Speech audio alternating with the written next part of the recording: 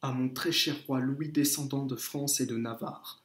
Cher roi Louis, 20e du nom, en tant que descendant des Huguenots, martyrisé par feu votre ancêtre, le roi Louis XIV, celui-là même qui annexa l'Alsace et la Franche-Comté, territoire dont je suis également l'héritier de sang, respectivement volés à l'Allemagne et à l'Espagne, cette dernière étant un des liens qui nous rattachant l'un à l'autre, comme frère de sang au sens large, n'étant pas moi-même, à ma connaissance, de sang noble.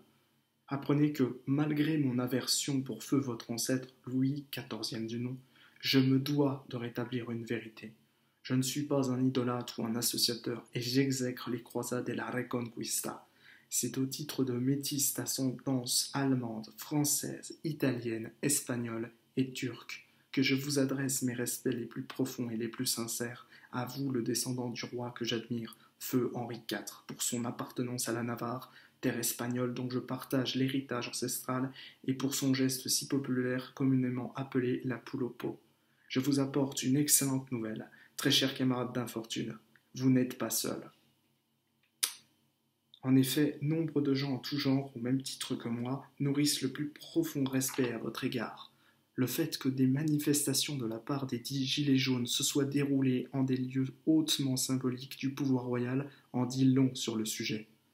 Durant ces initiatives populaires, de nombreux héros, pompiers, royalistes, gens du voyage, etc., se sont rassemblés au nom de la liberté, unis dans la diversité, afin de contrer la nouvelle tyrannie bourgeoise.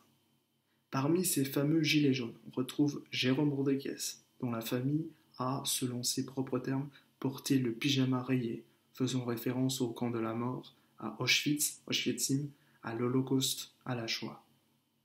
N'oublions pas, bien sûr, son compagnon, M. Lelouch, dont j'ai malencontreusement oublié le prénom, ainsi que des personnes beaucoup plus contestées et bien souvent énigmatiques, telles que le célèbre humoriste provocateur Dieudonné Mbalampala, dont je déplore la haine et dont j'exècre les magouilles. Tous savent pertinemment que vous n'êtes pas un monstre. À titre personnel, vous m'êtes fort sympathique. D'aucuns prétendent que votre pouvoir s'étendrait à faire disparaître les gens du voyage de la carte de France, s'ils vous en prenaient l'idée.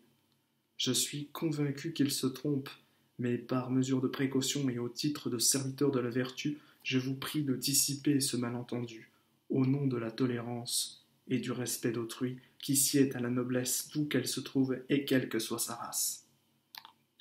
Permettez-moi, je vous prie, de clôturer cette lettre d'allégeance et de respect que ma mère, défenseuse du peuple juif, partagerait volontiers si elle en avait connaissance, par une révélation des plus directes, franches et spontanées. Je déplore la mort. Que dis-je?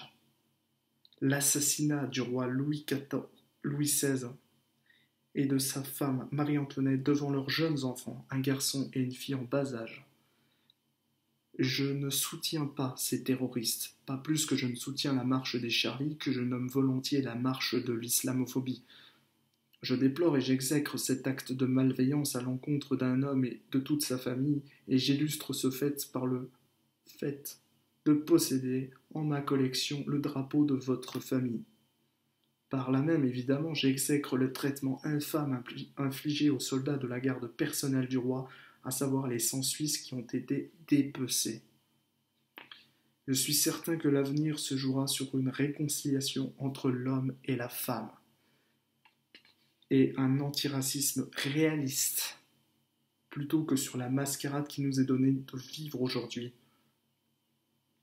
Très cher roi Louis, notre Créateur à tous, Allah, Dieu de Yeshua, Dieu de Jésus-Christ en araméen, vous protège, vous, ainsi que toute votre famille, vos amis et votre prochain. La paix soit sur toi, mon frère. Signé, un citoyen déçu de la République démocratique qui ne vote plus depuis longtemps.